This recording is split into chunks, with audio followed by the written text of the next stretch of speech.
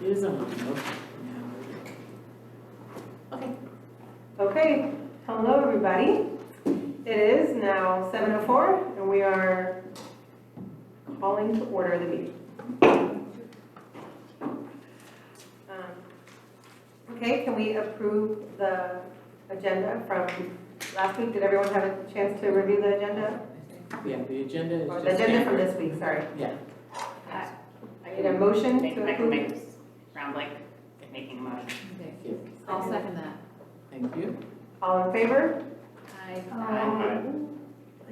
vaguely remember an error, hold on, sorry.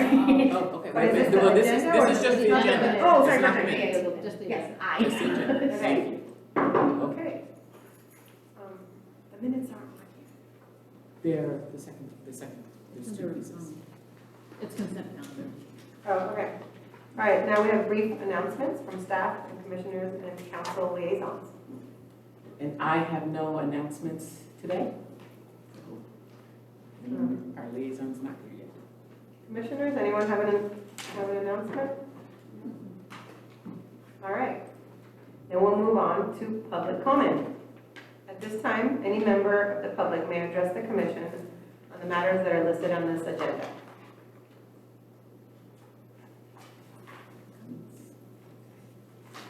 All right. I have a comment. Okay.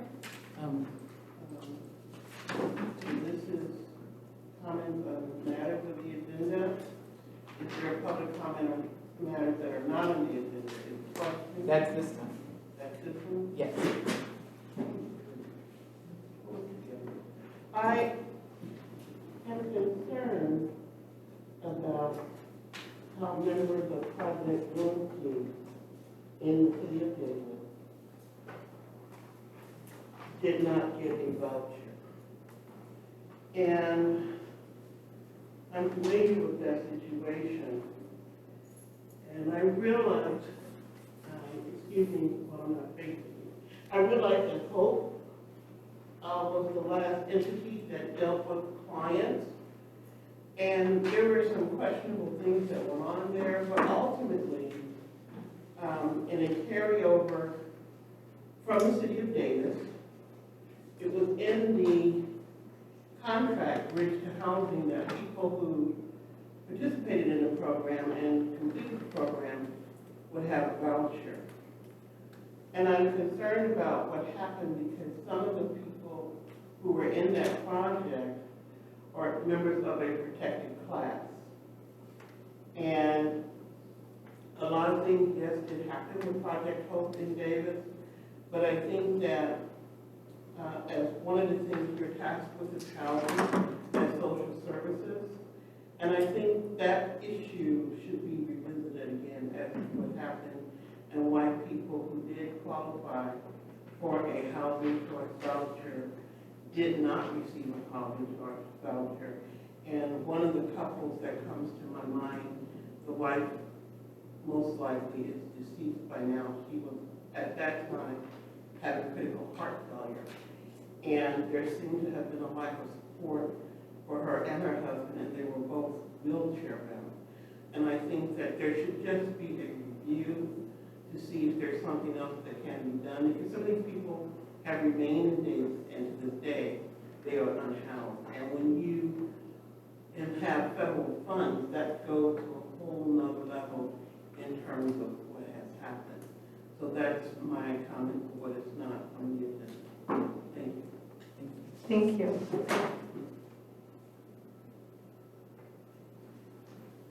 Is there any other public comment?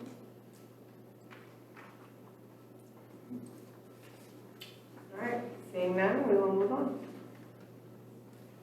Consent calendar. Did everyone have a chance to review the minutes now? You want to make an edit? Yes. Yeah, so one edit and one question. For the clarification that Villanueva would report on Davis Community Meals and Housing, it'll be me doing the ones.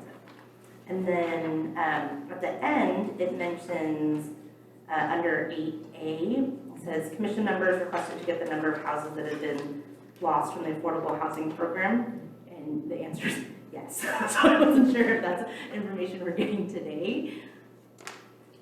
And it's not information that we're reviewing today, but we are going to be, I'll be bringing that up at the same time to talk about when we'll be bringing that back. Okay, great, thank you.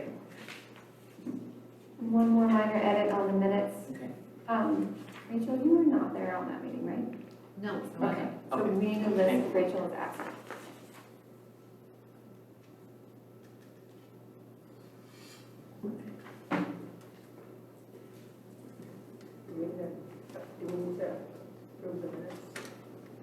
Okay, can I have a motion to approve the minutes? Oh, sorry. Or more comments, more edits? Never mind, sorry. I was looking at the April one for March, never mind. Right, good. Okay. Can I have a motion to approve last meeting minutes? I'll motion to approve the minutes with the edits we just discussed. Can I get a second? I'll second. All in favor? Aye. We have minutes. Okay.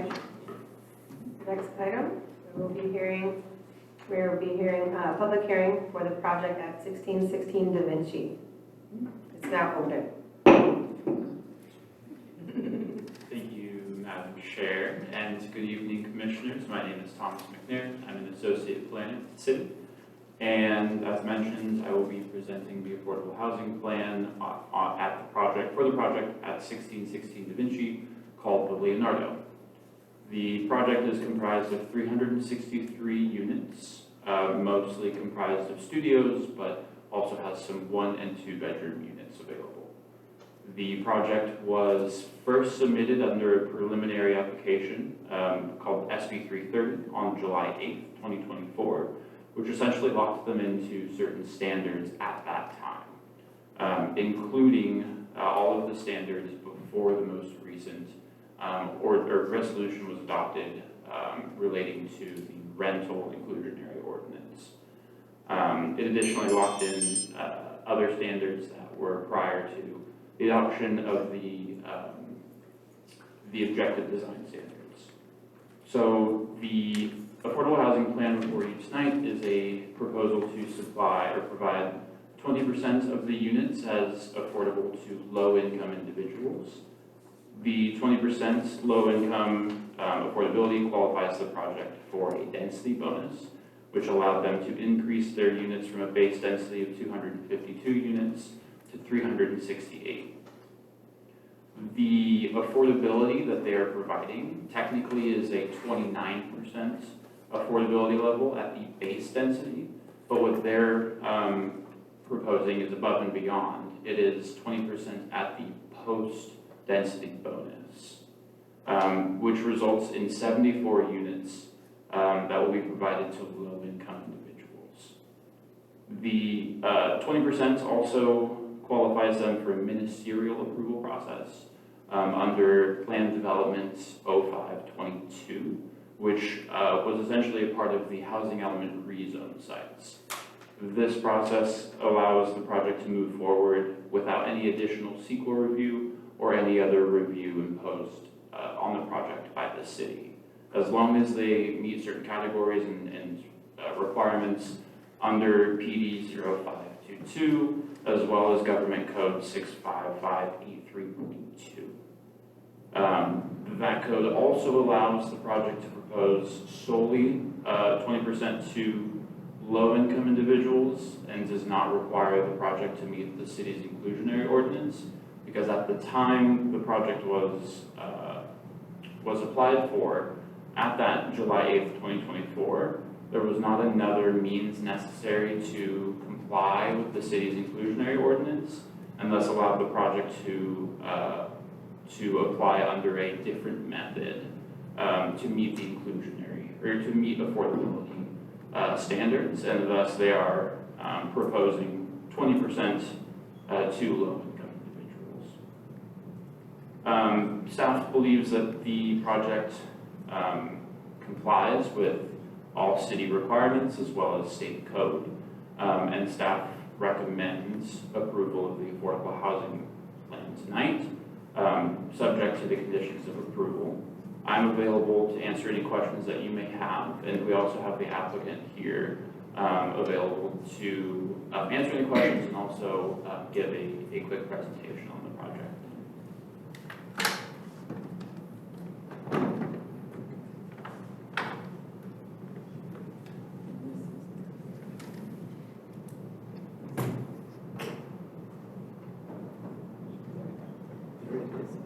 Okay. Oh, I'm not sure. Hopefully you guys can see. They have. Yeah, we have. Oh, you do? Okay, good.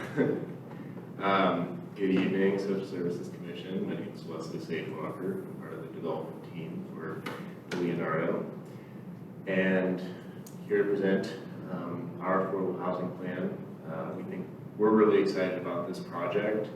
I think, and I'm really hopeful that you will be as well, and that the rest of the city will be as well.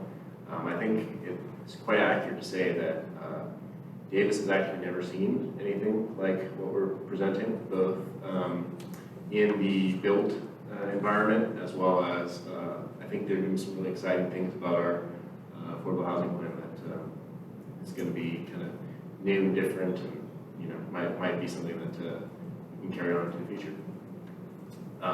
First off, obviously, here's our little sexy rendering for you guys to look at, but I think it's pretty good looking.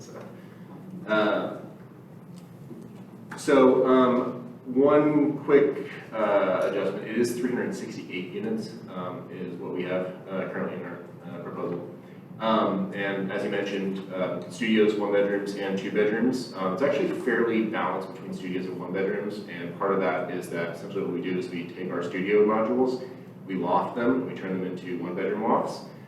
This creates really dynamic way of being able to deliver these 1 bedroom units in a cost efficient way while really kind of creating a unit type that I think doesn't really exist in Davis. It was pretty cool. And as he mentioned, we are proposing 20% of total units as opposed to pre-density units. And again, that would, part of that is by doing the 20% of the total units. As mentioned, that actually ends up being 29% of our pre-density bonus units, thus qualifying us for the maximum density bonus under state law, and also enabling us to have this ministerial review. Just really quickly, for you guys, if you know where it is or not, just in case, I told Thomas I'd be really brief on this slide, so just want to say it's in a very ideal location for the residents that we envision, and we really envision this being a product that's available not only to UC Davis students, which I mean it's multifamily Davis, so obviously there's going to be a lot of them, but we really see this being a product that's going to be very attractive for some more on the grad student end, because again it's more kind of individualized units, and also we really think this is going to be attractive for workforce housing. This is not some of the other student housing proposals that have come forward in recent years with kind of these larger 3, 4, 5 bedroom formats. This is really, I think, kind of focused, and this product was really designed with the tenant being someone who is making $70,000, $80,000 a year, making $90,000 a year. These are jobs that I think are very plentiful on campus, downtown, in the rest of Davis. We think that given this location, that this is going to be something that we can actually really deliver some real workforce housing here and be like a truly viable option for the tenant mix. And as much as I love providing housing for students, it's really important. I personally think it's really important to make sure that we're really trying to actually provide viable housing options for families and workforce. So that's our intent. That this will actually work well. Again, here, as we said, 74 out of the 368 units, equating to 20% of the total units, and again, being rented at 60 to 80% AMI. State law only requires that we restrict 20% of the pre-density units, which would be 51. And obviously, we've got a good delta from that. And then I think this is really kind of the interesting part that I did want to just kind of bring to your attention here of what I think is really interesting that we're doing. And that's what we are proposing is this floating unit plan. And the reason why that is we actually are working with Yolo County Housing on, and we're entering into a regulatory agreement to work with them to obtain the property tax welfare exemption. And part of that is that there is this monitoring program that's put in place for the units that we are restricting, and we actually collect the income information of our tenants and use that to provide that to Yolo County Housing to certify that they are eligible for incomes at 60 to 80% AMI. And so what's really interesting about this program though is that rather than picking out unit 102 on the first floor and 305 on the third floor, we're designating this, we are making this commitment to these 20% of units. And so if somebody, an individual, or several people who are in these units, if their incomes grow while they are in those units, we have now made that commitment that we're not going to force them to have to leave that unit. And so they can grow in their incomes while they're there, and we can then essentially take, so let's say there's some unit that the person's incomes have now exceeded it, we check their income, and we say, oh, you are no longer at 60 to 80% AMI, we're now going to adjust the rent to moderate income, which is what's required in there, but we still have this commitment to have 20% at the low income level. And so therefore, what we can do is we would essentially look at the units that are in the rest of the project, and we can then allocate them as the need comes up. And that means it can be a studio, it can be a 1-bedroom, it can be a 2-bedroom. That's really going to be something that provides that kind of flexibility and also doesn't force people to have to move or create any of these kind of tensions if they are growing in their incomes. And that, to me, that's, I think, one of the major problems that can happen with some of these programs is when people end up, you'll have to excuse me, my background is in economics, and so we would say that they face, an extremely high marginal tax rate if their income exceeds any of these levels, where they suddenly lose this eligibility. So rather than making these specific units and kind of locking ourselves into that, what we really are doing is ensuring that 20% of these units will be rented to low-income households and provide that kind of flexibility and stability for anyone who already was in one of our low-income units to be able to, thrive and grow. And so, again, I think it's kind of a cool program, and hopefully we can do more of that, but that's obviously up to you also.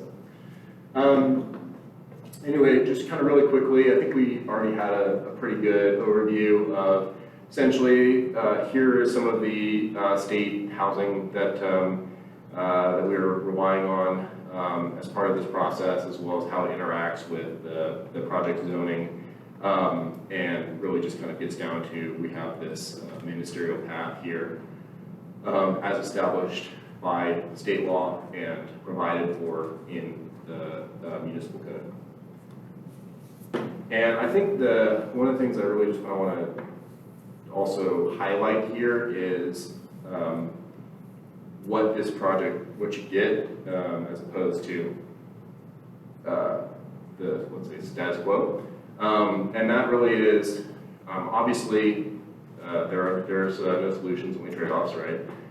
And so the trade-off that we're really seeing here is, yes, it is 20% at 60 to 80%, and it's not, we're not dipping into the very low category.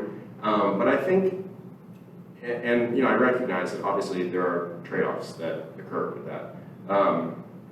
But I think one of the interesting things here is this really just kind of demonstrates the difference of the number of units that are being delivered here. And we are able to deliver nearly twice the number of total deed restricted units that would be provided under the sort of existing, let's say, normal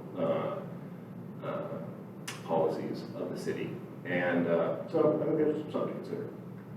And that's, I guess, okay. I'd be happy to answer any questions, and I'm very excited about this, and I think it'll be a really cool project, but happy to hear any questions or concerns. Public comment? Is there any public comment on this? Yes.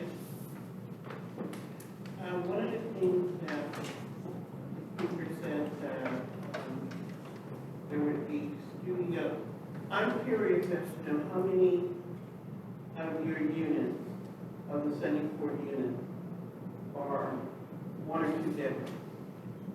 And I would like to know if you know where these units will be, these low-income units will be situated. Will there just be a block where all of those units are low income, where people will be grouped together, or will they be throughout the complex? Because that can be a positive or a negative depending on who the tenants are. Yeah, sure. I guess I'll do this, but yeah. So in terms of them being clustered, that will certainly not. I would say that would be extremely unlikely, given that it will really just be a matter of matching people with the applicants who come in with the units that we have, and so also there are provisions within city code that don't allow that. So to the degree that would happen, it would be through very improbable statistical confluence, and so that certainly would not be the case. And then in terms of between studios 1s and 2s, again, one of the interesting things that we have here is that we have the ability to provide units based on what tenants we actually receive as applicants, as well as any tenants that are brought to us by Yale County Housing. Well,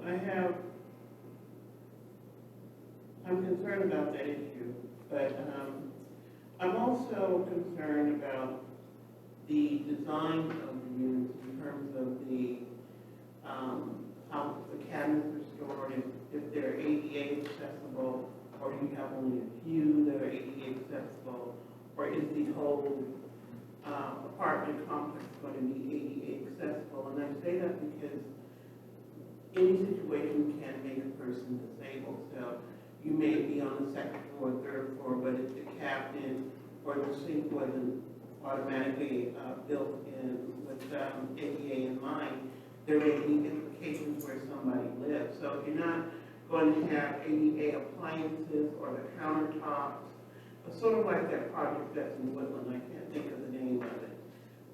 But if it's not ADA compliant throughout, that could be a problem for a potential tenant down the road who may have to do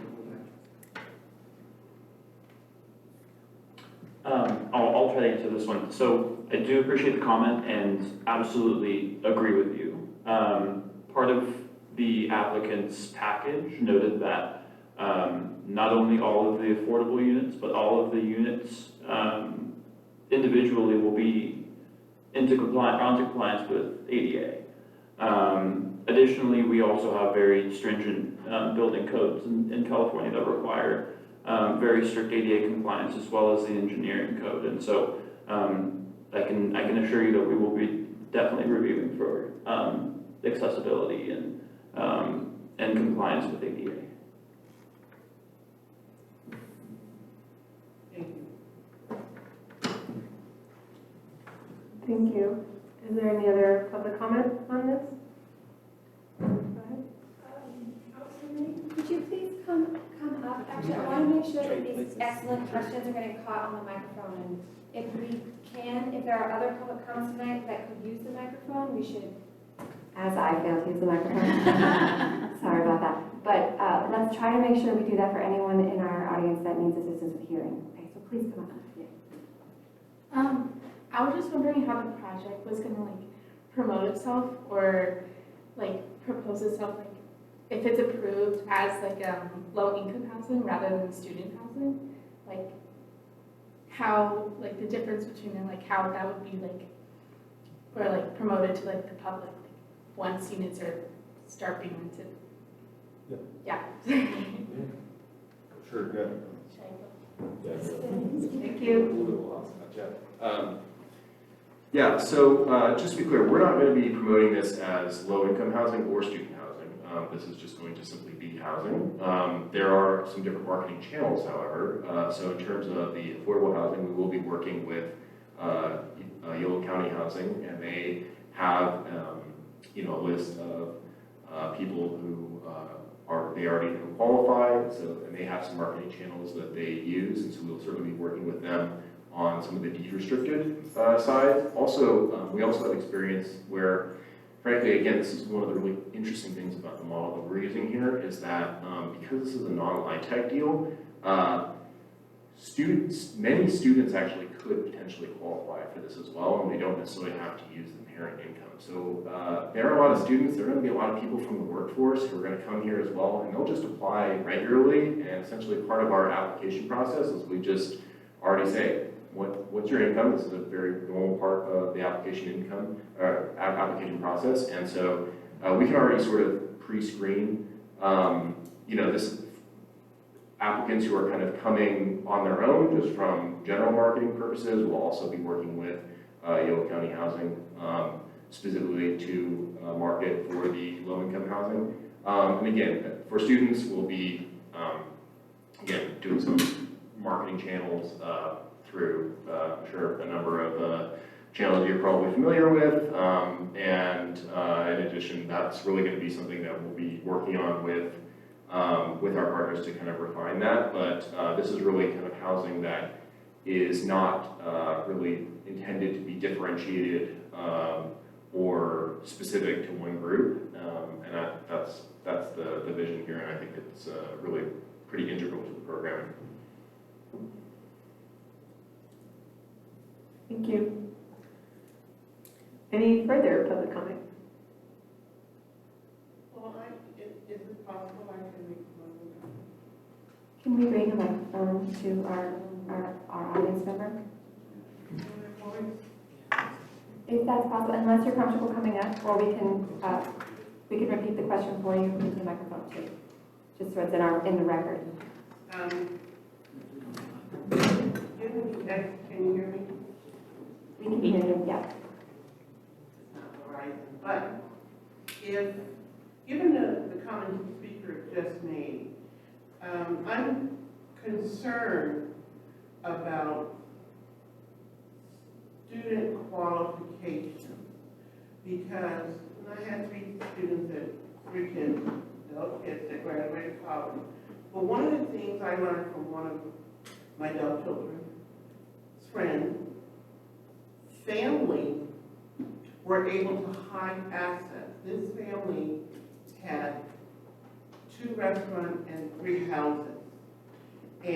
But if you look at what the student had written well, this is something that they shared with one of my children, their friend.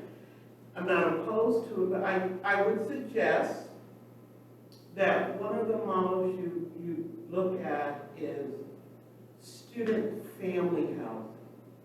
Because in student family housing, at least one of the spouses, if it's a 2-parent home, one of the spouses is usually employed. And I can see how, I'm not saying that's what you should do, but I'm saying in terms of an example of single students saying, oh, this is all I have, I only have money for McDonald's once a day or whatever. But look at other programs at how student family housing works. It worked so well one time at Sac State, it was difficult to kick them out of there. So the rent was low, and it was in a very exclusive neighborhood. so nobody wouldn't wait.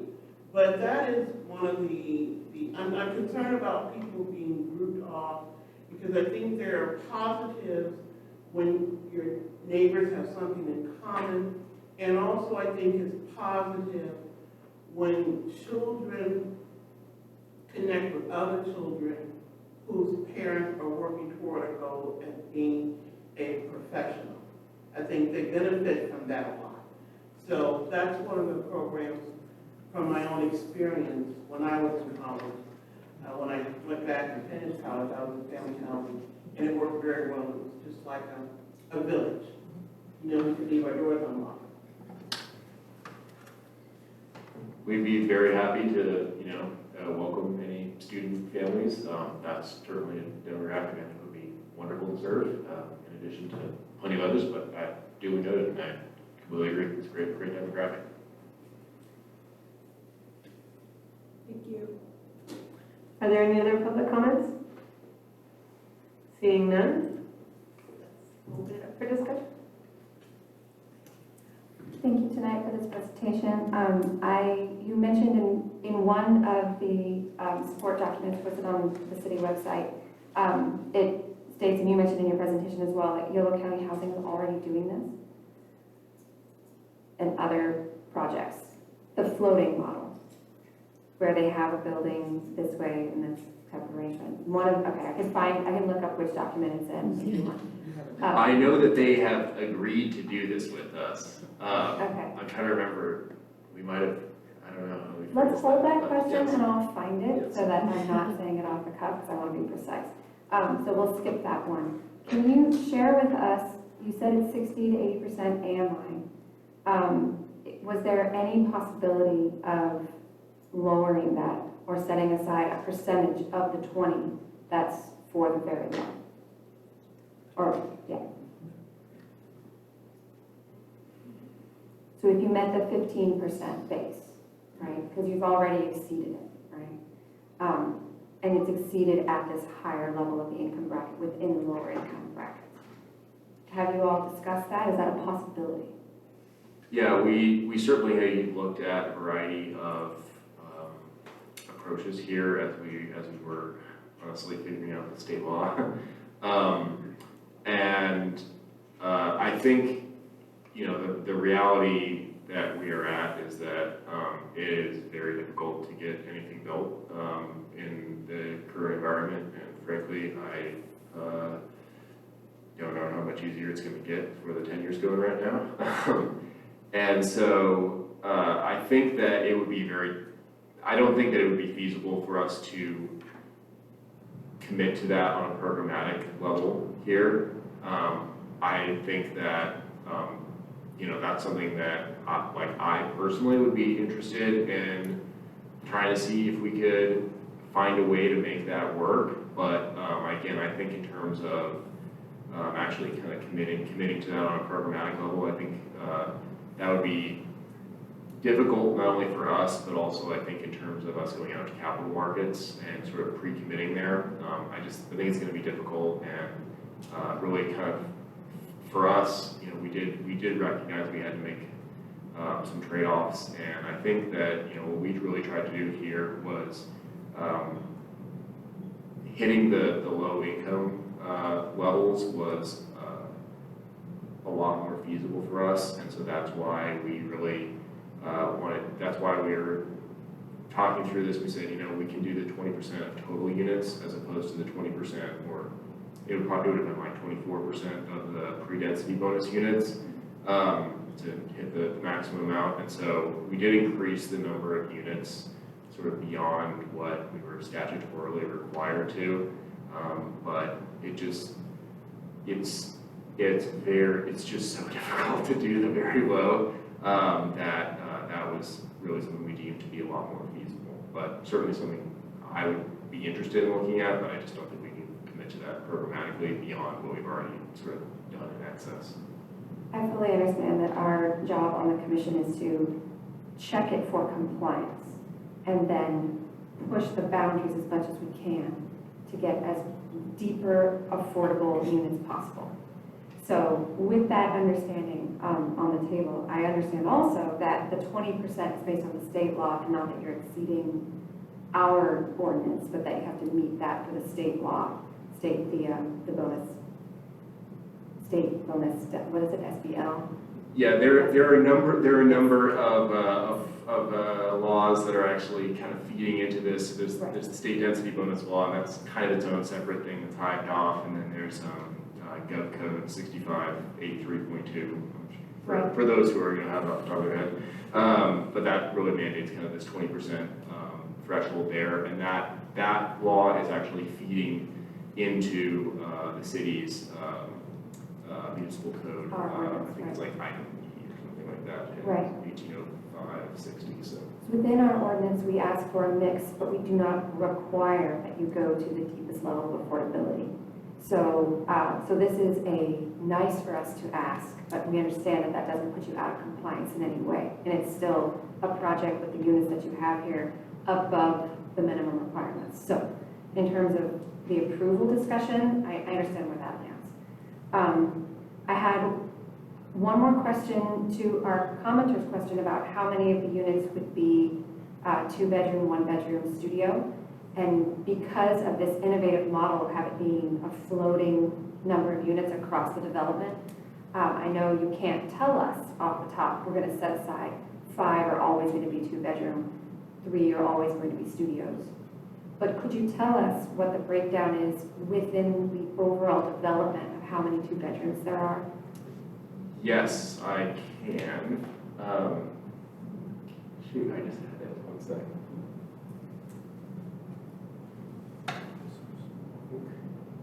Yeah, I couldn't read it on the, in the graphic. I believe in the documents it said it was majority single, 1-bedroom and studio. Yeah, by far the. I have it here, I can provide some context. Okay. I'm seeing that there are about 41 Yeah, it's a little 2-bedroom units. It's a little complicated on the site plan, so I'll be able to answer that very clearly. Jesus. Very clear. No, I couldn't read it on the printout either. Yeah, so I think it's 42 or something like that on the 2 bedrooms, and then between the 1 bedrooms, that's basically floors 1 and 4. It is about 155, and then I think it's another 168 studios on floors 2 and 3. So I think when we ended up looking at the unit mix, it was something like a little over 10%, 12%ish, or something on the 2 bedrooms. Can I ask a follow-up question to that? So when you were just talking about that, you're like, well, it's going to depend on how many applicants we get. You know, what type of unit each applicant and low applicant might get. So is it even possible, are you saying then that like if there's 42 low-income households that apply that need a 2-bedroom, that they could potentially all go to them? I assume there's some kind of like limits, or are there? Or is it actually possible that if there's enough need for 2-bedroom apartments for low-income households that they could all go to low-income? You know, that's a really good question. I don't know the answer to that. I would be happy to get back to you on that. But I would want to talk with the team a little more. That's Sounds a little good too good to be true, maybe. Yeah. I think also though, the income level for the 2-bedroom,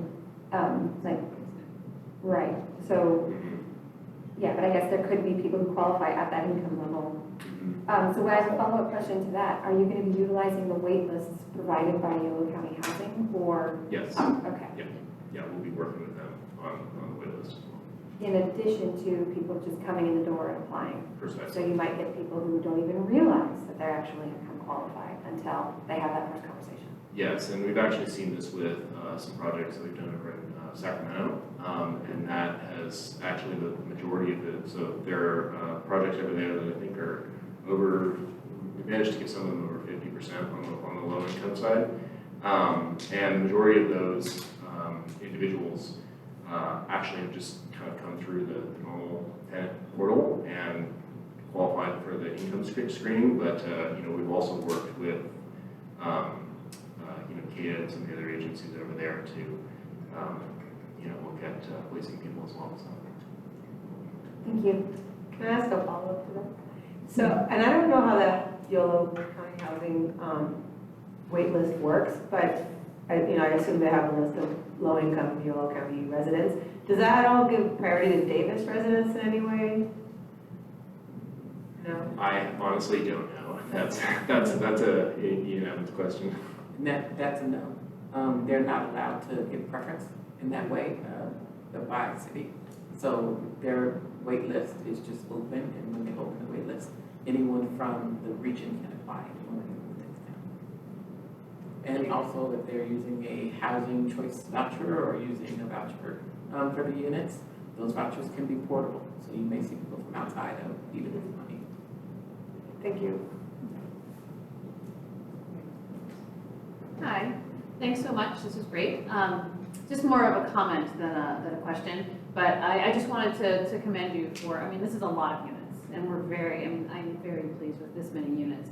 But as we are social service commissioners, our job, as Judy said, is to push and push and push. My one apprehension is around the no very low units. And I understand you're completely in compliance, and I understand that. But this, I feel like it's kind of, the income levels are kind of high. I understand the barriers that you're facing, but it just feel like it's a comment that I just wanted on the record. Yeah.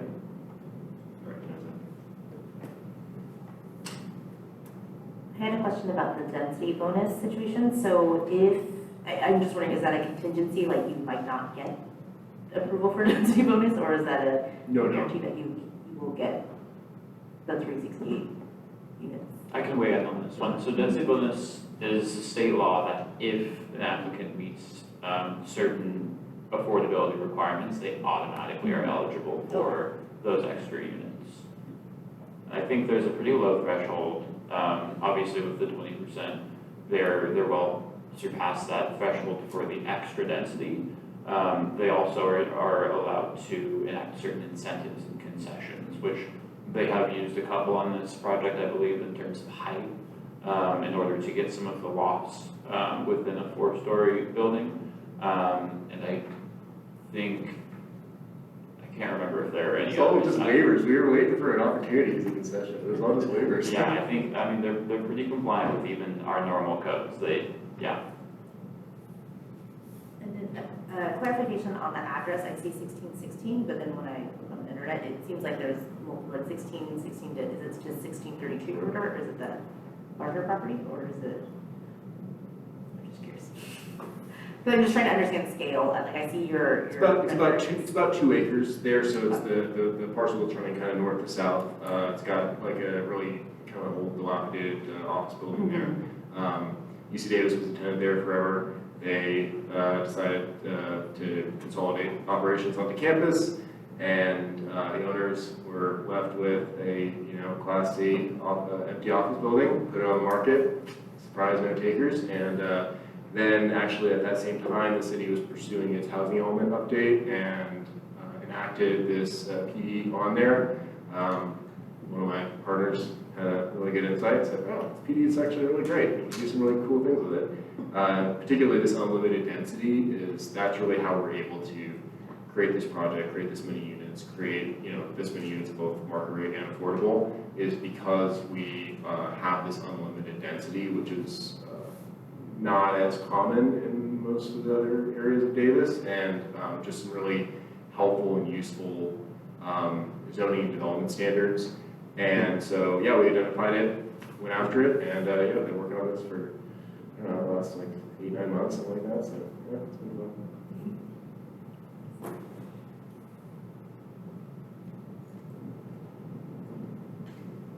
I have a question. I'm still catching up and trying to wrap my brain around the whole idea of a floating unit. So you're saying if somebody got one of the affordable unit and then their income raised sometime, what happens to that unit? Does it still count towards it, or how does that factor into your 20%? Yeah, so that's really the important thing, is that unit doesn't count toward the 20% anymore. because their incomes have now actually exceeded that. So what that means is, we're not, instead of us saying, hey, you gotta go, violated the threshold of your income, we now find another unit that, opens up, or is available in ours, and again, there are some good guardrails in our, regulatory agreement with Gilsland County Housing that we need to make expedient effort in terms of reserving that next unit for low income. And so that way we're allowing people to stay in those units without having to make them move or anything like that. And so it provides them that ability to stay there. And then that just really means kind of the next unit that's up, then we need to deed restrict that. I see. So it ensures that we're sort of continually replacing that stock. Right.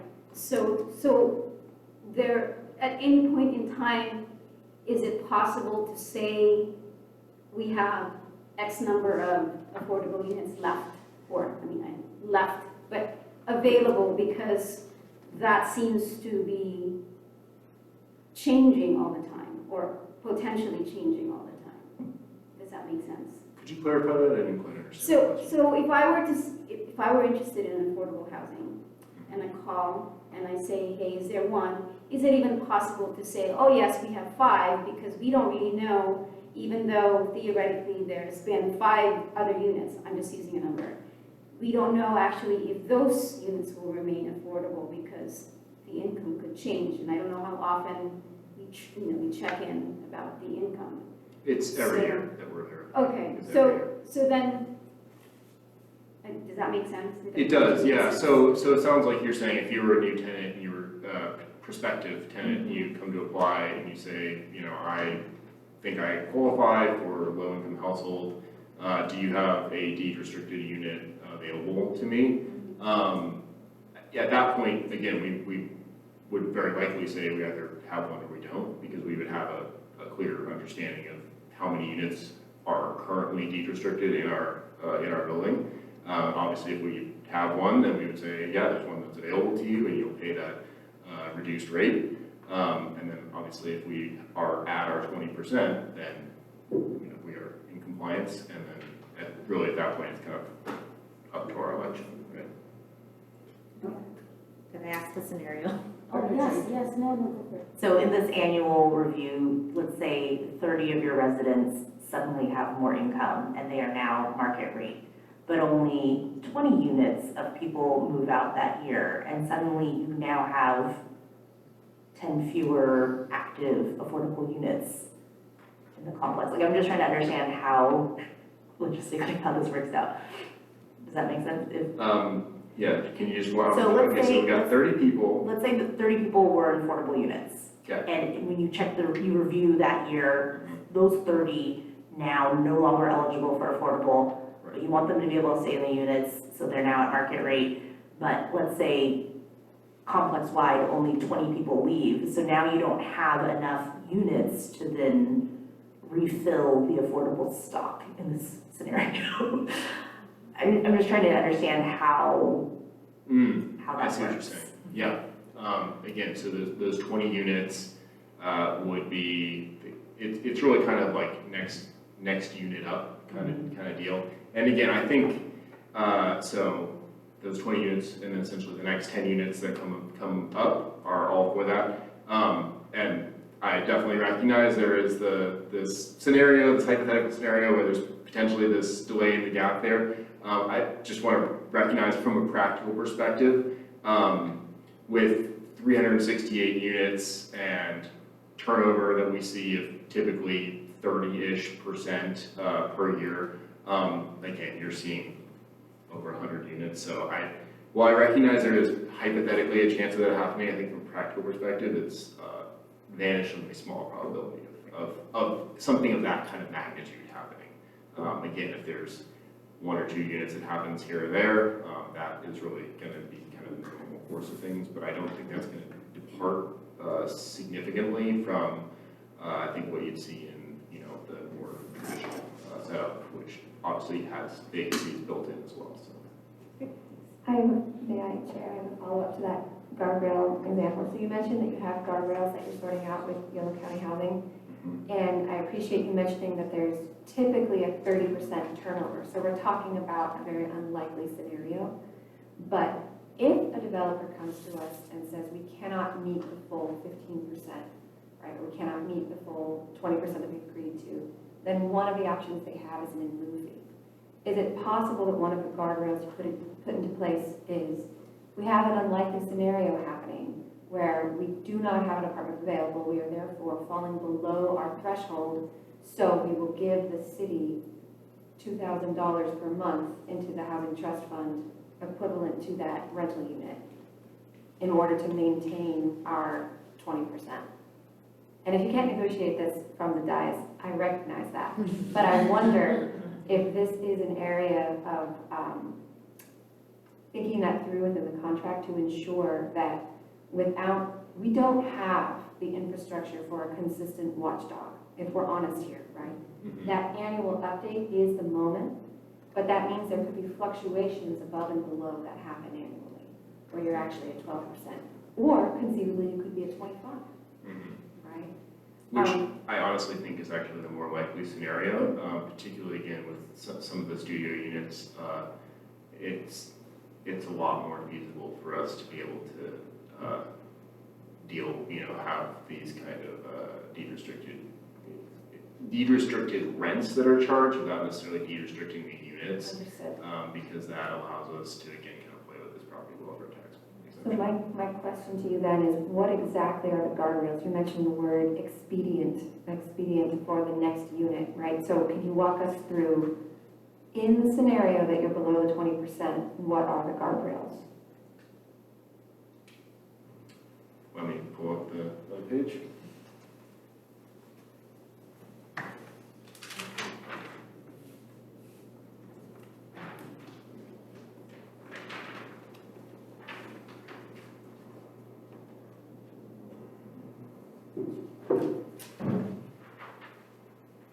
So maybe I should just go through some of the first language of how this kind of mechanically works.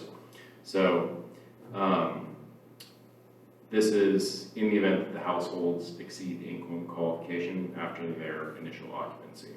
So if upon recertification of the income of the tenant or regulated unit, i.e.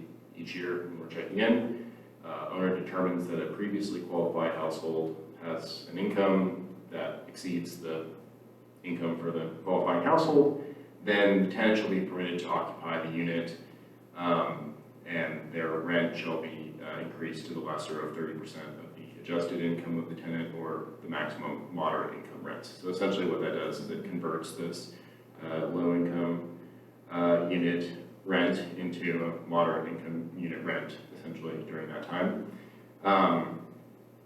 And then the unit will be continued to be classified as a regular unit until the first occurrence of the tenant vacating the unit at the time, and at which point we then would re-rent to a qualified household, or the owner has redesignated and rented another comparable unit to a qualified household.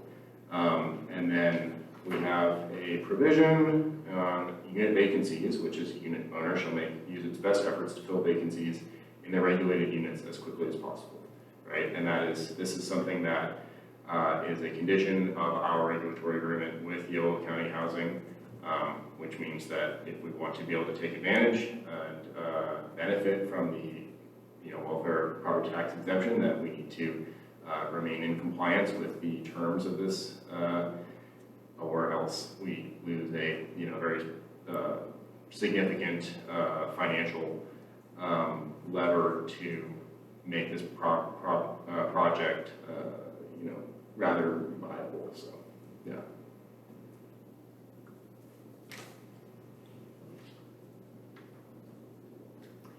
I have another question. I don't know, would you be able to tell us just an estimate of how much each type of unit will cost to rent? What the rent will be? Cost to rent. Or what the rent will be for each type of unit? Yeah, so this is Just a ballpark. really dangerous when I don't have the pro forma in my mind currently. But I think the, now are you talking market rate or are you talking the low income rate? Okay, the low income also just got changed, like the income thresholds got changed, I want to say like a week ago, so they did go up. So what I'm giving is a lower amount than would actually be. I think the low income studios, they're like about 1,500, I want to say, or just a little under. Then the one bedrooms, and the two bedrooms, I don't have those off the top of my head.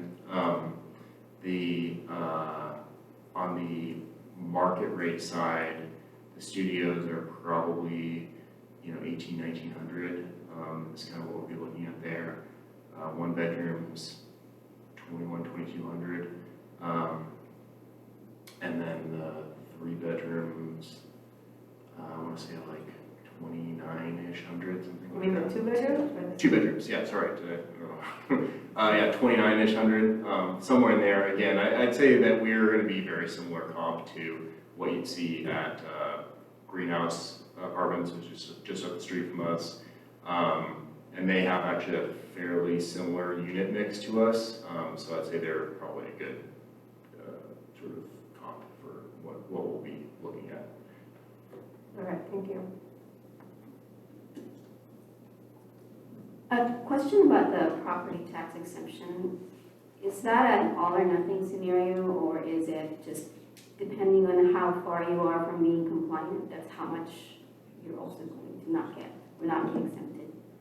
Oh, you mean if we were to violate the terms of this agreement? Yeah, that would be revoked, so that would be 100% if they determined that they wanted to break the So agreement. it's either you meet it or you don't. There is no, oh, there is disclosed, or. Well, that would be in the case that we were found to be in violation of our agreement with them, which again, I sincerely hope never happens. Right. I think that's, so if they decide that they do not want to maintain this relationship and this agreement with us, then yeah, that is a very binary outcome.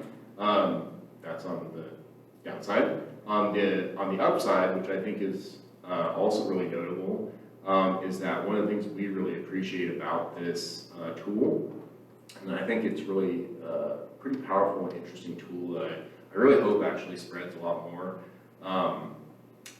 in developments that hopefully you'll be seeing coming forward, because what it actually does is it allows you to scale that benefit up with your percentage of units. So currently, if we say, okay, we're going to have 20% of our units, we get, let's say, more or less 20% reduction in the property taxes. How we get into all the assessments of that, I really hope we don't get into tonight. But if we were to say, okay, we're going to go up to 25% of our units, because again, we're kind of seeing where the market rates are, and we're seeing where the affordable rates are, and we're again just testing the market. We say, oh, I think this is actually pretty viable to increase our percentage of units, and this is again something we've done over in Sacramento. So this is not just some hypothetical scenario. We have absolutely exceeded 20%. Then we can actually scale that benefit of the property tax exemption in step with the same percentage of these units that we're deed restricting. Or rather, sorry, not deed restricting, but renting at those incomes. And that's what is really useful about this, is you establish this floor, but from there you can really use that to scale up as the situation warrants. And again, we've done this, and so this is not, again, some hypothetical exercise. And so, again, it really does create that kind of flexibility, and I really hope that this is something that is actually adopted and used more widely here. I think when we were talking with Yolo County Housing, I think we might be one of the first ones that have done this across the causeway here. And so it's a really great model that we worked with Cato over in Sacramento to implement, and it's something we're really excited to kind of bring over here. And I think they can be a really great tool to make these affordable units financially viable and be able to actually increase the supply of them.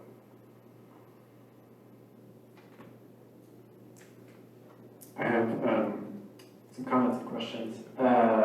First, I want to say, yeah, like a lot of my colleagues, I'm happy generally with the development and with your commitment to providing 20% of the units marked as affordable. I also agree with my colleagues that it would have been great to see a mix of low income and very low income, but I know you mentioned it's not feasible. I had a question about that. I'm still learning a lot about housing. You just mentioned feasible, and I wonder if we could dive into that a little bit. Is this strictly based on how the rental rate affects the profitability for your organization? Is that like the only thing is the rental rate? Yep. The change in rental rate is the only thing? Pure revenue versus cost and yield on cost. That's pure calculation. Yeah. There's not additional costs. I think at very low, no. Yeah. I think at extremely low, you really start having to think about additional programming and services. So we're actually our organizations are actually working on 2 permanent supportive housing applications for HomeKey Plus over in Sacramento currently. We're going to submit in the next week or 2, inshallah. And so that is a population that really you have to, there's a lot of extra costs that come with that a lot of times, and programming there I think ends up requiring some different considerations. In terms of very low, I don't really have any concerns with additional kind of costs on the OpEx, really above and beyond what low or market rate would look like, frankly. Okay, thank you. And maybe one other thing, and again, it's more just for our edification, there was a recent RAND study that came out this month looking at cost per square foot of housing, building housing in California, Colorado, and Texas. I'll share it with Dana to share with the rest of the commission because I think it's very insightful. One finding that I want to bring up, and as a developer I was curious to get your opinion on, was it found that specifically in California, affordable housing projects, and they used their definition of defining affordable housing projects was ones that were using the federal low-income housing tax credit. I'm not sure if you're using that. We're not. We don't do the LIHTC thing. Okay. I'm familiar with that role, sort of. Just enough to be dangerous. Okay, well maybe you could help answer this question a little bit. So it was, they were looking at defining affordable housing construction projects based on ones that were available, or ones that were using the low-income housing, the federal low-income housing tax credit, and it found that affordable housing projects cost 50% more to build overall than market rate units. Yep. That's very that tracks. In California, there's comparisons between California and Texas and Colorado as well. It's an interesting comparison. Colorado affordable housing projects costed less, about 85% or so of market rate units. And it goes into a lot of detail around why. Obviously there's things like, it goes into a lot of detail about the differences between states. I'm still reading the full report, but I'm curious from your perspective, specifically on this point of affordable housing projects being more expensive to build overall, both hard costs and soft costs and fees and everything. Do you have any insight on that? It seems that you're nodding your head. Oh, I've got a lot of insight. Okay, No, I'd actually love to share that with you because I actually think this is something that I'm very passionate about personally, and I think. Again, I've spent some time around Davis, and I know that there are a lot of people here who are very concerned about affordable housing and affordable housing issues. That's true across the state, and everywhere we go. But I know that I've had a lot of conversations with a lot of people in Davis about affordable housing, and I think that there are some real structural challenges in the way that the current system is set up. So again, we're working on these 2 permanent supportive housing projects. 220 units is what we're looking to deliver, and that is for very low and extremely low incomes. That's, permits for housing for, homeless and those at risk of homelessness over there. So we're very squarely in that deep level of affordability.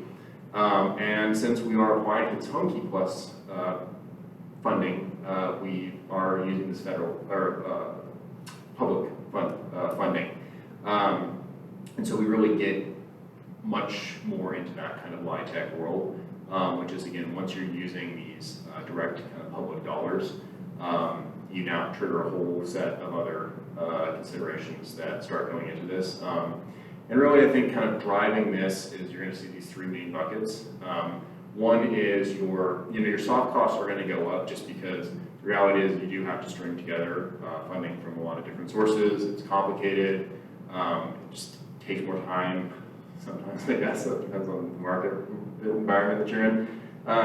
But there are some real additional kind of soft costs that are built into that, just based on kind of time and complexity of some of the different sources that are required there. That's not a huge driver of it, but it's a percentage. The other really funny thing is the nonprofits who develop affordable housing, they get to charge way higher fees than I get to charge. It's like double or triple than what I get to charge legally. It's kind of interesting. We're looking at, again, we're applying for these projects.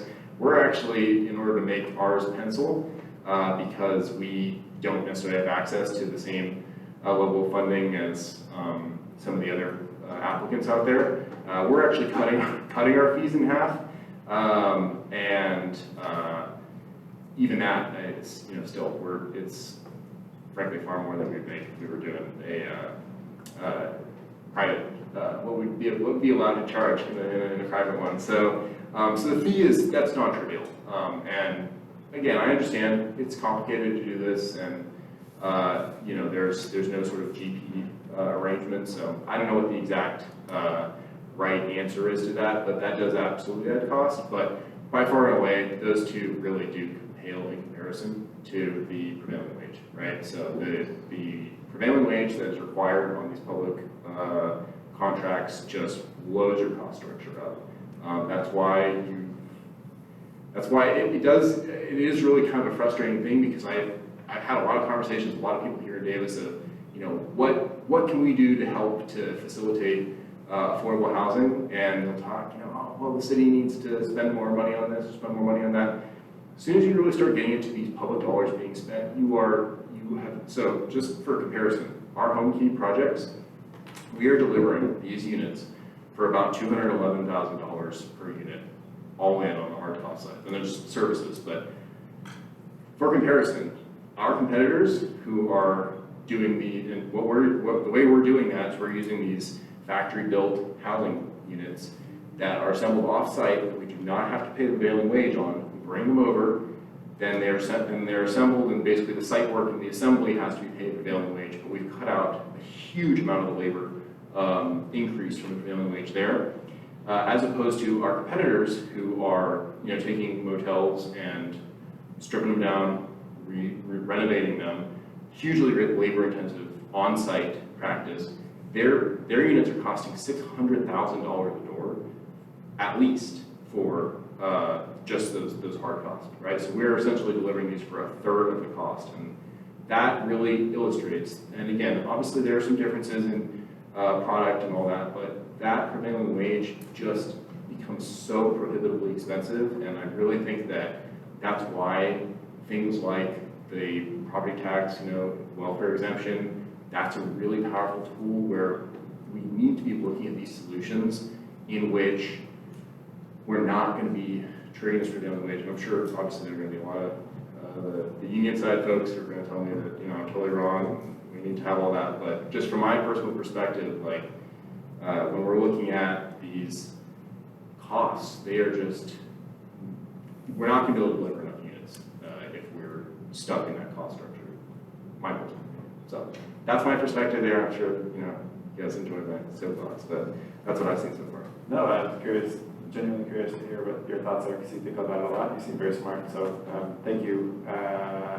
And yeah, it's interesting to hear about I didn't realize they were kind of partially prefab or building, things on site. That's great. Yeah, it's really exciting.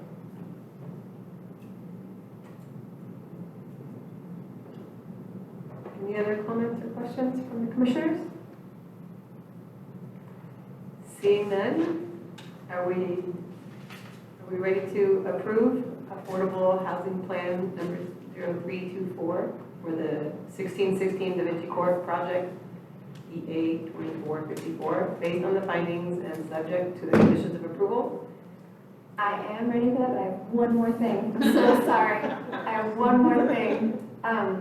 Because we've never had a project in Davis that does the floating model, would you be willing, if all goes forward and this happens, which is, I think, I don't know what the vote is yet, but we want to see affordable units built.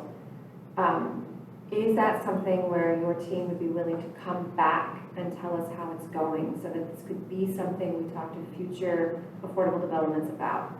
We'd be very happy to. And again, this is something that we've really actually been sharing with other developers in the region. So, for example, we collaborated with Mark Friedman with Fulcrum Properties for some of the developments they did over in Sacramento, the Kind in Sacramento, as well as West Sacramento, where we said, oh, this is actually a really interesting thing you can bring to there. So we're already very collaborative in that spirit. The whole reason why I do this is because I want to see the housing crisis solved. Like, that's my number one goal in life. And so I'm very happy to advance that however I can. And so, we'd be thrilled to do that. So.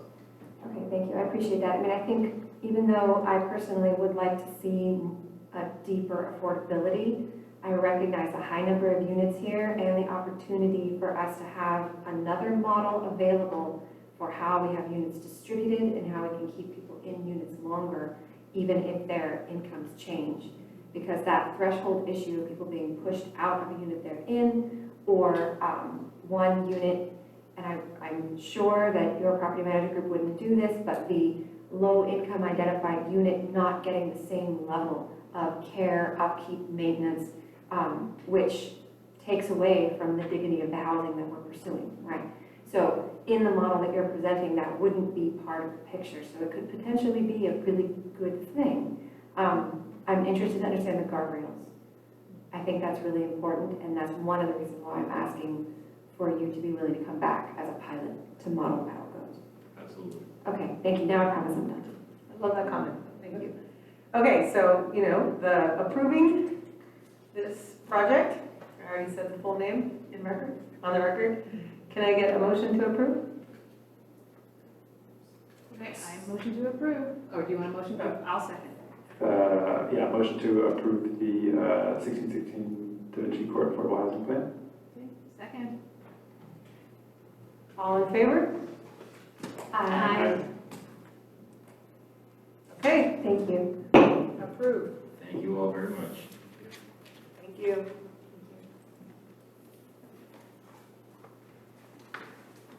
Okay, moving on to regular items. We have the 2025 subcommittee reports, Community Navigator Initiative, Landscape Assessment. Yes, we have a verbal report for you all tonight, where Chris, Judy, and I were assigned at the last meeting to kick off this project, and we've made considerable progress. Thank you. Good night. We are in the process right now of interviewing the various providers that do outreach within the city. We're expanding our list at the moment to make sure that we can also reach folks who are receiving the outreach services and navigation services provided. To the best of my knowledge, Judy and Chris checked me on this, we've only spoken to providers, and we haven't yet spoken to folks who are receiving services. That's our next phase. We're aiming to have this done within the next few weeks, but we did receive word, and Councilor Partida, we hope you can second this, from Mayor Beitla that we didn't have to have the report due tonight. We had a little bit more time. So that's why we're verbal only. The benefit of having more time, though, is that we can complete these interviews with the due diligence that we wish to.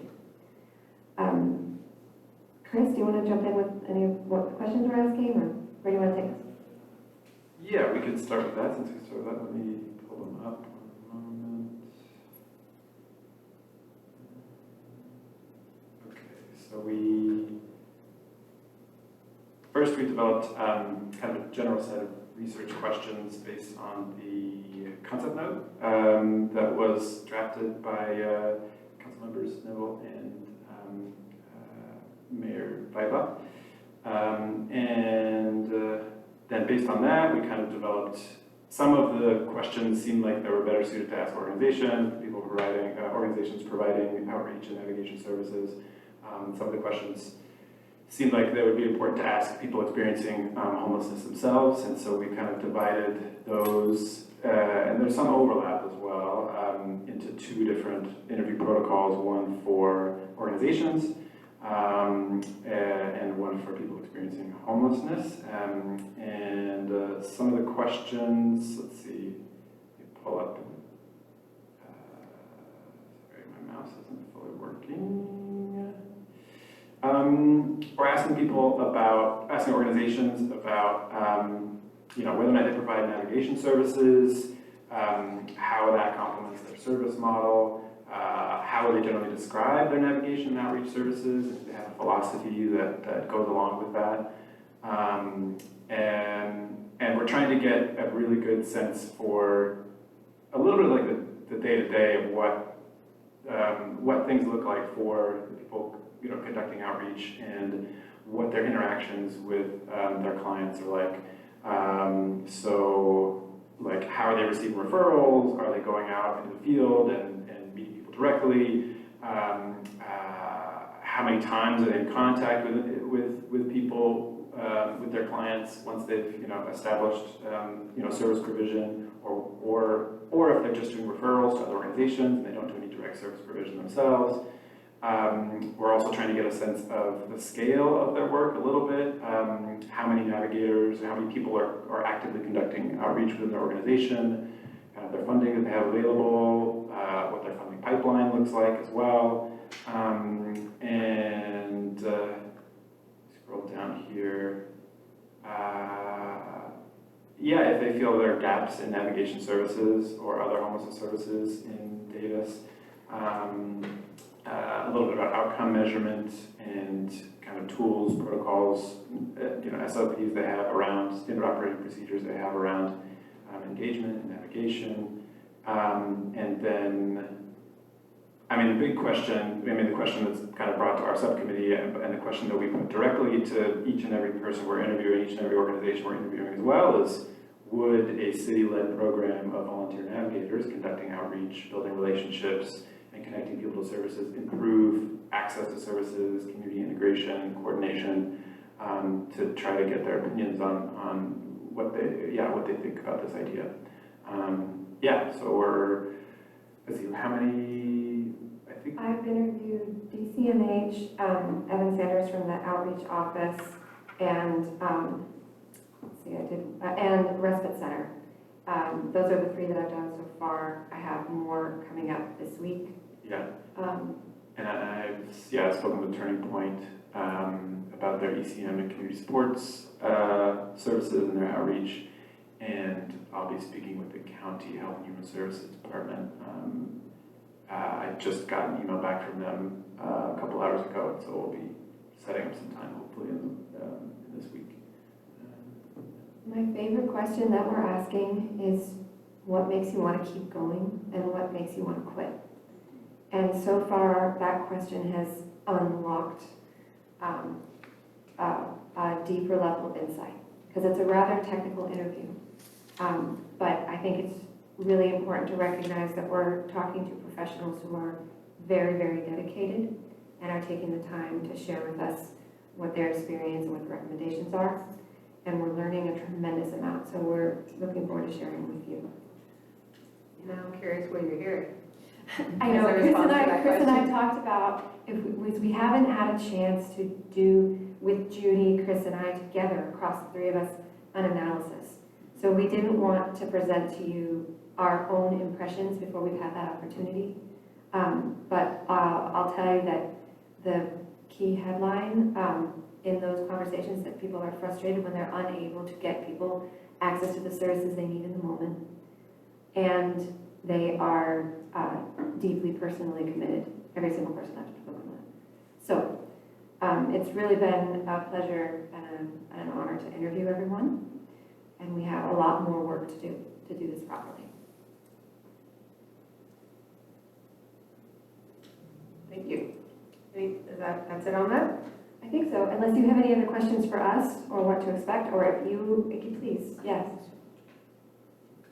So on the question about would a city-led navigation program be helpful, I wonder if it would make a difference if there was some parameters around what that program is, because right now there's not, it's a little vague. And if I was presented with that question, it would depend to me if that program meant that you were taking over the work I was doing, or if you were coordinating the work that I was doing with other folks who are already doing that work, or is this, do you know what I mean? So there's a lot in that question that is not delineated, right? You were right, and we're not opening with that one. That would be a rough start to the interview.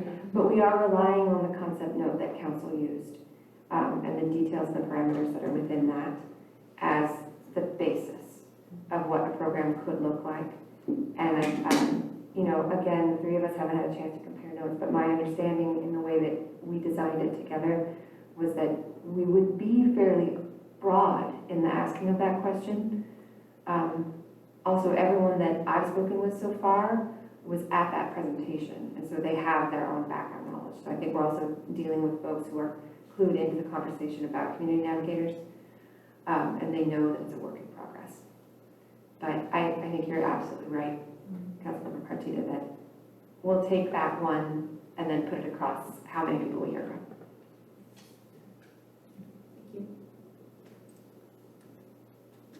Is there public comment on this? I have a public comment. Given, I'm fairly new to the area, going back a couple of years, when Brian worked for the state. Up until I met Brian, I had been to Empower Yellow, I think Human Services, and the woman actually told me there was absolutely nothing they could do for me.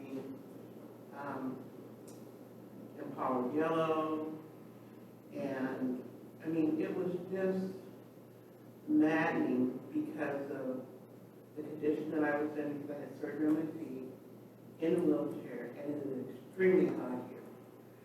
And I just could not believe the runaround that I got. And Ryan cut all of that in half, like 75%. This is what I can help you with, what else do you need, et cetera, et cetera. Going back to Project Room Key, I'm concerned that, and it was all new, pandemic and all that, but one of the issues that was overlooked, I think, was therapy, because many of the clients in Project Room Key needed therapy. There was sexual assault among the women who lived in the encampments, sexual assault as children. And so, in addition to being unhoused, there were all these other issues that they needed therapy on, and it just never happened, for whatever reason. And it was a really good time because you had people at a specific place where if therapy was brought to them, people's children dying from fentanyl, whatever. But that issue never really was addressed. And it was needed. And it's like you have to be in a clique to know what's going on. You either know it or you don't know it. And so a lot of people are not really being helped by these services. And I would like to suggest that if they submit an application with Yellow County Housing, that a form is added to that, and people are asked about some of these services that are in Yellow County. And I think, well, and Yellow County could give you a copy of the forms or whatever, but I think it is important to know what is really happening with people. Because it was just unbelievable. When I saw the people say things, I called, I'm going to be evicted, and, nobody can help me, et cetera, et cetera, et cetera. So I think it's very important to have direct feedback from the people. And other than Ryan, the other person I would say who was doing things diligently was the former ADA coordinator, Janice Holt. And I found her to be more engaged than the current ADA coordinator. So again, I think that's a form that people should be able to fill out. And, did you receive help? If so, were you able to get something that benefits you? If not, whatever. Because you need to know that. Because they want to keep your job, so they're going to tell you what they think you want to hear. There's conflict of interest there. If I'm really doing my job and I'm committed, or if I'm really a screw up but I need a paycheck. They're still two different things. Thank you for that comment. Are there no public comments? Seeing none, we can move on to liaison reports, although there are none scheduled for today. Next up, fiscal year 2025 planning and long-range calendar.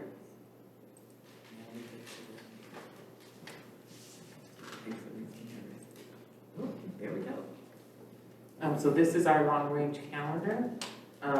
We are in May, and in June we've got, we will be coming back to you with follow-up on the winter shelter. We're also going to come back to you with a report on the city's for sale units that are managed by the city. We're making sure that we've got all of the history and background on how the program started, how it's supposed to take place, and these again are for units that are for sale, that the city owns and that are deed restricted. So we plan to come back to the commission with a report. We're reviewing that also with our with the city's attorney, just to make sure that we have all the information correct.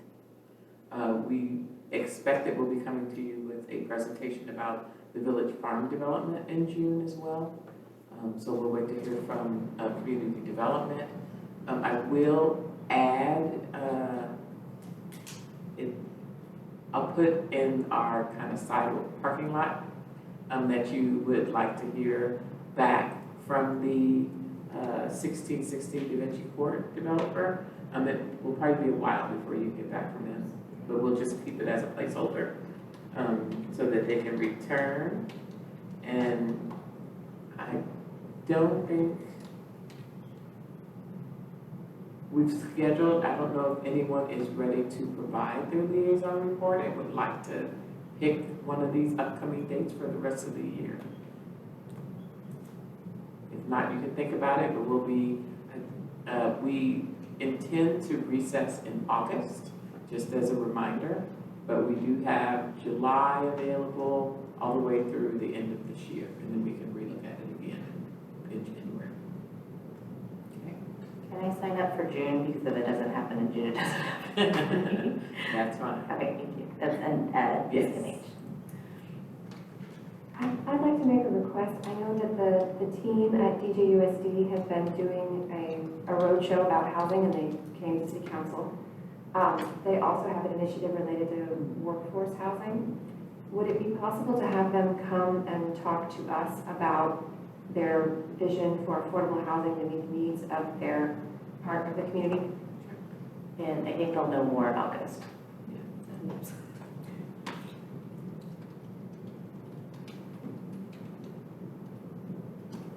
And I'll reach out to them now so we can get them early. Anything else? Okay, that's that. Nice, now make everybody Disney again. Sorry. I'll just talk so people are distracted. Your name. Next up is commission and staff communications. Okay, so I do have an update.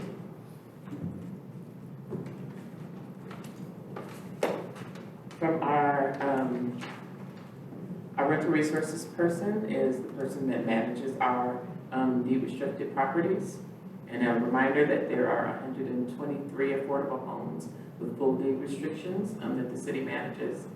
Of those, we're making sure that we have, what we're finding is that each of the various projects, Green Terrace, there is some homes that were built by Habitat for Humanity, and they're Gamut homes. They each have different sales agreements that were initiated when the projects first became available.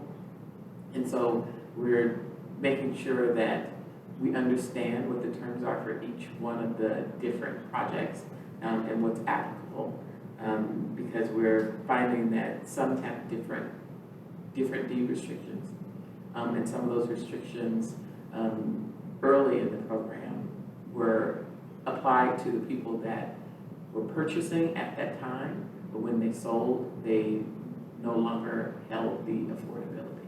There's only a few projects, but the balance of the projects, when someone purchases an affordable home, in the sales agreement, it says that the next purchaser also has to income qualify to obtain the home and be a part of the process. So we're just getting more information about that. And right now, currently, we have 2 projects that are available for sale. One is 1134 Green Terrace. The other is 1174 Green Terrace. Each of those, the buyers, neither of those are, they're still available for sale, and they're still available for someone that can income qualify. They haven't hit the threshold where the seller is able to sell their unit at market rate. What's that threshold? What's that threshold? I know we'll sell it at market rate. So when? They have 60 days they have to put the unit on the MLS, and we then go to our wait list, and we notify the people on our wait list that the units are now available. We encourage them to meet with the realtor so that they can go view the units and see if they'd like to make an offer on those units. So that both of these are still in that time frame. And were you saying that the 60-day, this threshold point where it goes to market is different depending on across the different developments that we have? Yes. Okay. And that's what we're trying to get a handle on. Okay. Is what applies to which of the developments, when some of those expirations happened. And more than that, going forward, we're trying to understand from the attorney should we take another look at how this is applied, so that for homes that go onto the market in the future, when we have those sales agreements, or when we have the restriction agreements, it's uniform across the board and we maintain affordability. What's really interesting about that is that means that it's not a 60-day threshold in the ordinance or in the law, but in the development agreements. In the sales agreement. In the sales agreement. In the sales contract. Okay. But they simultaneously have a permanent affordability clause? Yes, they do have the deed restriction. Right. And the deed restriction is in the ordinance. It's just the applicability.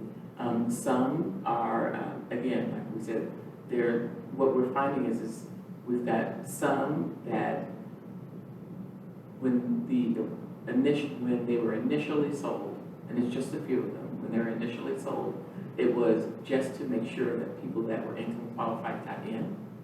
But once they were in, then the restrictions fell off. Those are only a few units. We're finding that there were some with language in the sales agreement that if the unit was ever foreclosed on, so like in 2008, when we were seeing a few foreclosures, if the unit was foreclosed, we were trying to get clarity on whether or not if the bank repossessed the home, if the restrictions still applied, or if it did not. So we're getting clarity. There's some units that say it does apply, and some sales agreements that say it does not. So we're getting clarity from from legal, on how to fix that language in future sales agreements, so we don't run into that. So is the research project that we're pulling the sales agreements for all of the existing affordable housing stock and going through the sales agreement Yes, and yes. checking? Okay. Yeah, whereas what we've done is pull all of the agreements that we have, and sent those to our attorney to clarify the language, and make recommendations to the program about how we could bring the units to more current standards, to see if there are other things that we might want to consider. But we wanted a legal opinion on that, and so we're waiting for that legal opinion. Historically for Green Terrace, is that entire area low income? And not all of the units, but a good chunk of them are deed restricted. The city, from my understanding, some of the units have been foreclosed on in the early 2000s, and the city purchased them. Not all of Green Terrace, but just a few of the units. And those are the units that we manage and that are deed restricted. I'm curious if if the city has ever been sued for not having, for losing the affordability, I don't know what it would be called. Yeah. No. Well, no. I'm just curious Yeah. if anybody has come up and So we've had that people route. question whether or not, we've had people question whether or not upon sale, does the deed restriction still apply for whoever wants to purchase the home? So we've had questions about that.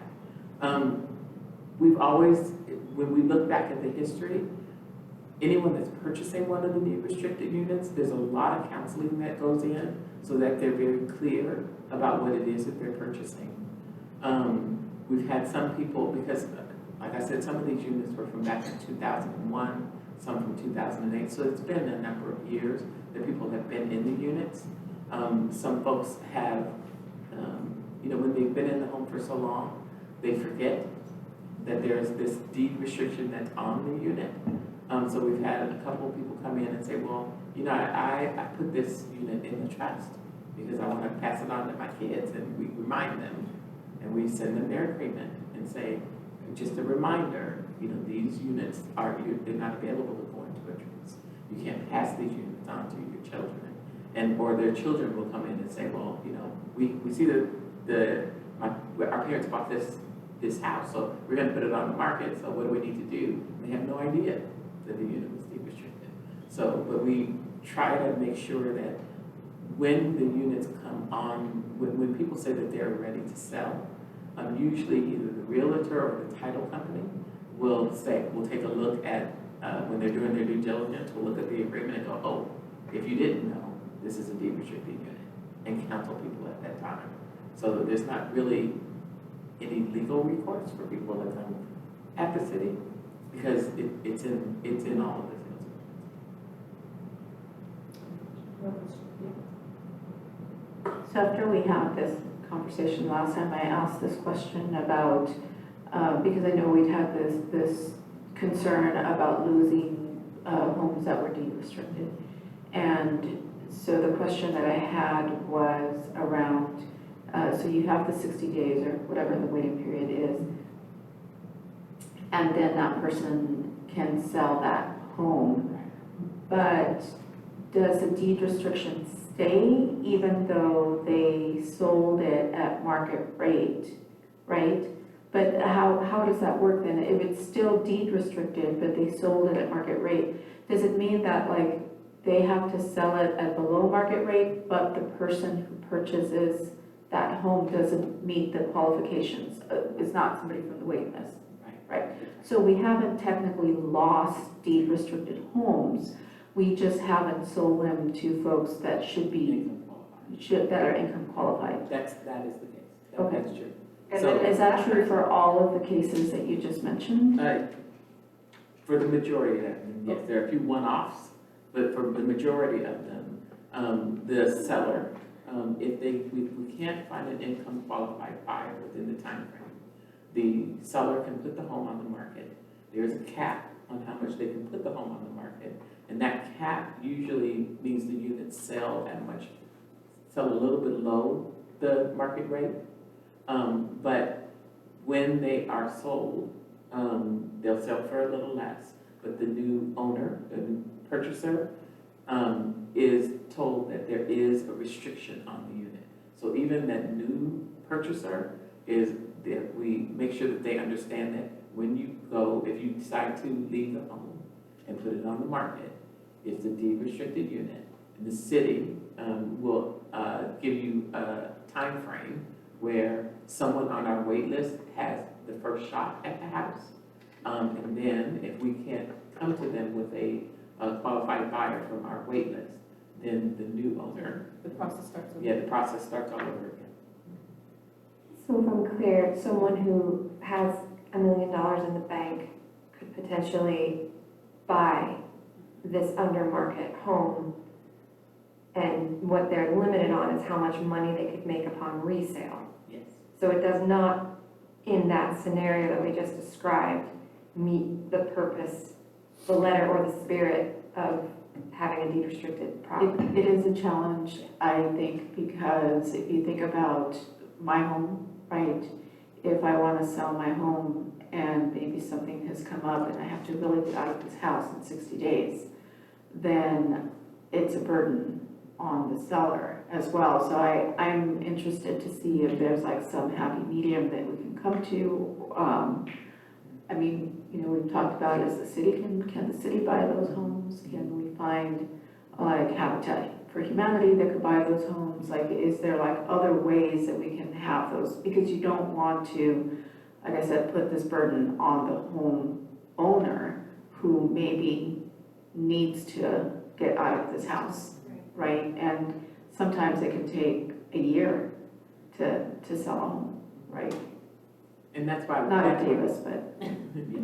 But that's why we're working with the attorney to see, so looking at the older language that we have for the deed restrictions, looking at what's happening in the current market, are we really addressing affordability with the way that we're currently doing this? That's why we're talking to the city attorney about it. We're looking at looking for other jurisdictions that are also managing projects in this way. We're talking to some nonprofit developers that actually go out and they purchase affordable homes. And then they are the ones that are responsible for finding a buyer, making sure that people meet the affordability and keeping affordability within the range that we want. But we do know that right now, if the city isn't able to bring forth a buyer, then the seller can then just find another buyer, and someone, you know, has an opportunity to purchase a home that's just deed restricted. I think it does elevate the priority of funding the Housing Trust Fund for the scenario that you're describing, where we have someone in an affordable property. And this is before we conclude the review. Okay, this is based on the scenario what we understand today. Because I'm still holding out hope that something is amiss in the way that we're reading the documents, and we're going to figure it out on a legal basis. But in the scenarios we understand it, if it can go to market and the city could potentially buy it, then we need to be planning to set up the city so that it's in a position to do so by funding the Housing Trust Fund, because that could be the mechanism for that. And then even if it's only briefly the owner and it transfers it to another partner in the town that runs these properties, that seems like a way for it to maintain the integrity of what an affordable program is. Because what we're talking about right now, it's not. Yeah, and that's why I'm trying to see if there are other nonprofits out there that manage programs in this way. Because one of the things that we're finding is that it's a really complicated process.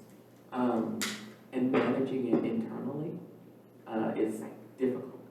But if we could find someone that we could have a contract agreement with that can manage the program for us, do the monitoring that's required, take care of the legal work that needs to happen, that can, find potential buyers and work with the seller, do some counseling, all of that, is that maybe the best way to go? And that's how we're looking. And I would counter with, this is why I prefer a down payment assistance program rather than having something that is attached to a unit, because then that can move with a person who is income qualified and lower their payment that they're making. It makes the house affordable, and then you don't worry about, having to manage the properties. And I think that money in the down payment assistance program might go further and be more impactful that way. But I'm not sure. I think it's going to take some investigation, right? So I think this is something that we should look into and explore more fully, right? And that's why we wanted to take a little time to, we're doing some of that research now, and we'll come back to you with what we find in June. I report on everything that she wanted. I just want to be sure. We did sell 3 homes. I think I've already reported on these, but to date we've sold 3 homes. 1 to a buyer from the wait list, and 2 to buyers that didn't need to income qualify to purchase the home, but the deed restriction remains in place. So that's what we've got so far. And as far as the social services and update, I really don't have anything new to report beyond, well, actually I do have a couple of things to report. We are working with the county to take a look at the Pacifico project.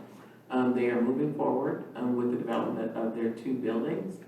They've got 100%, they're working on 100% of the architectural plans. And once they have that, they'll start the bid process to get a contractor on board to do the work.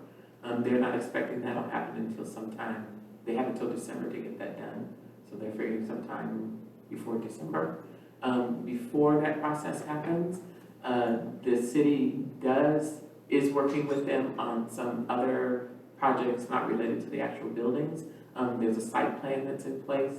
One of the things that the site plan calls for is they need to restripe and redo the parking spaces that are there to make them ADA compliant as a part of it, but just to make sure that they're more up to code. It's been a long time since they've looked at the parking availability.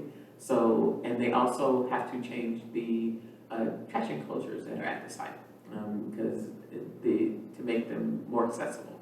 So the city's going to support that with some funding that we have to start that process going. And we also learned that you've heard that we were working with HUD to make sure that we got our home ARP dollars. It's about $1 million that we've been waiting patiently to see if that's been awarded, and we heard from HUD at the end of last month that we have that award. So that makes it easier for us to now look at, well, what does that mean for the development of the 2 buildings that the city owns on the site? What does that mean for the entire site? So we've got some funding to kind of make those move forward.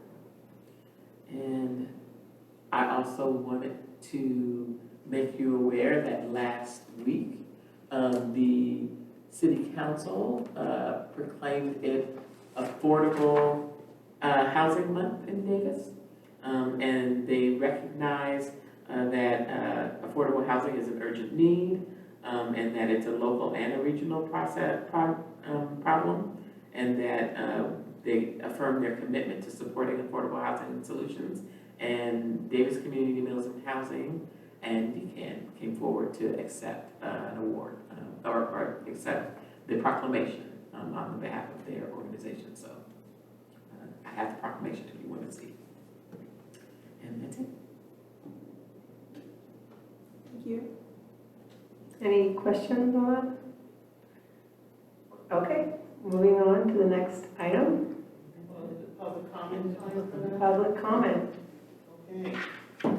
Well, I'm a little bit perplexed about everything that was just said, because I've been in situations where, as Dana mentioned, nonprofits were very active in purchasing homes and getting people with moderate income in these homes. But at the same time, I think that this is an issue that involves elected officials in terms of just networking with people who have access to resources, who can make donations to the city to help with this particular program. And I think about the Airbnb guy, but one of the owners, but he was always giving money to the city of San Francisco, always. He built a children's hospital. He got Mark Zuckerberg to spend $75 million to rebuild the county hospital. And I think he gave the school district $40 million to bring the math scores up, which they didn't. But, you know, it's just a city awash in money, San Francisco is. But I say that is because of the networking apparatus that they have. I mean, you have Sutter, you have the baseball team, the Oakland A's have come up here, you have that, what is that thing? That casino out there in Capay Valley. So it's not as if, in my opinion, just having lived somewhere else and seen how these dynamics really work, that these can be contributors to your goal, but your elected officials have to do some work as well as what you do to get people involved. And I think that, for example, the Dodgers owner gave $100 million to the fund to the people involved in the Los Angeles fire, you know. So it's not just something the city can undertake. And the University of California, it was in the newspaper, is associated with BlackRock. And they have over $1 billion in real estate alone. In real estate alone. Now, there is something the university can do for this community as well as their own students who are probably sleeping in a car somewhere. But if you do not demand, as my mother would say, you have no demands on man, he won't produce. So if you're not going to ask these people or network with them, they're not just going to voluntarily give you anything. That's my comment.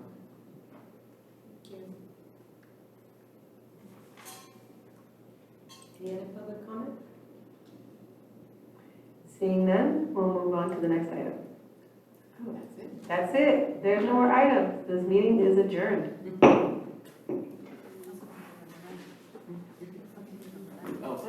yeah, oh, that's what it is.